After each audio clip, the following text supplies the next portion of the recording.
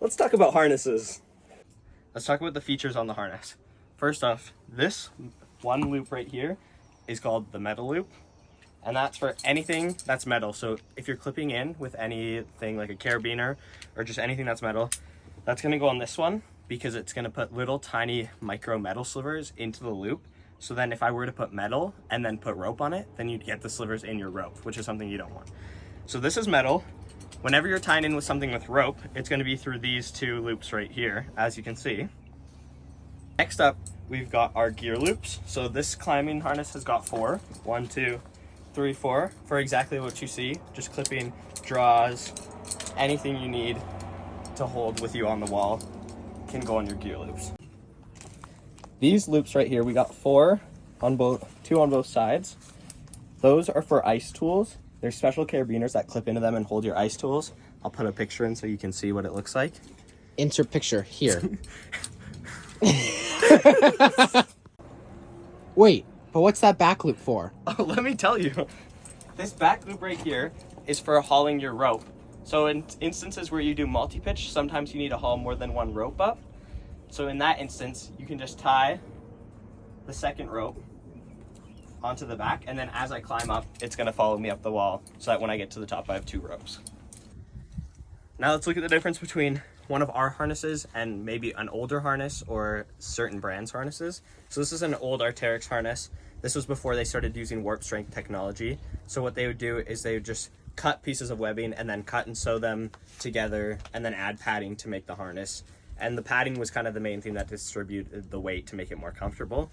But if we look at the newer ones, you can see how thin they are, because what they started doing is they started removing the vertical segments of the webbing and then just expanding the horizontal ones to make it wider. So then with that, we can have a really thin harness with minimal padding, but it's still super comfortable because it still follows the shape of your body. Now, Arcteryx isn't the only company that uses warp strength technology. However, a fun fact about Arcteryx harnesses is they're all made in Vancouver by hand at Arc 1.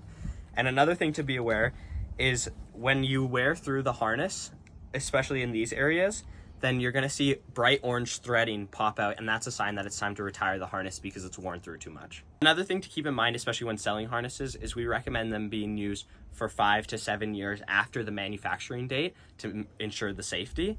However, if it's a guide or an athlete, then we would recommend only 1 year since they're using it so excessively.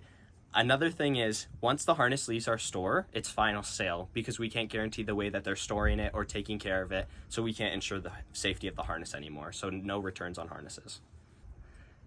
Another thing to keep in mind when picking out the right harness for the customer is what kind of climbing they're doing. So for harness climbing, there's about 4 types of climbing. There would be trad climbing, so that stands for traditional, and that's when you're actually placing your own gear into the rocks to be your safety. There's sport climbing, which is something that we're doing right here. So there's bolts that I can clip into, and then just all I need is quick draws. So I need less gear, but I still need room for my quick draws.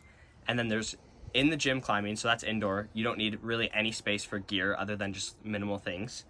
And then there's alpine climbing. So for alpine climbing, that would be like ice climbing, mountaineering. You're gonna want a lighter harness and a smaller size to pack it down because of the long approaches. Now, how to fit a harness properly. So based off size, the first thing you want to look at is you want the waist belt to be sitting just above your waist, and you want it tight enough that I can fit a flat hand in, but not a fist.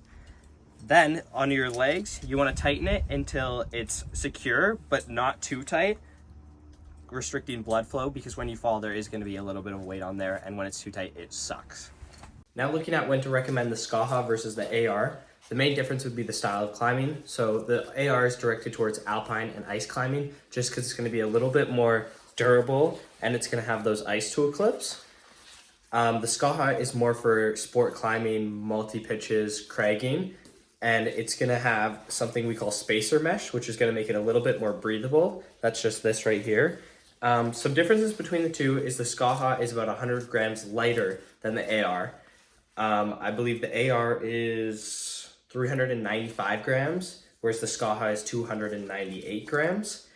And then also there's about a 30 different price difference. So the AR is 190, whereas this one is 220. So there's a few differences, but at the end of the day, if it fits, it fits. They both work for both.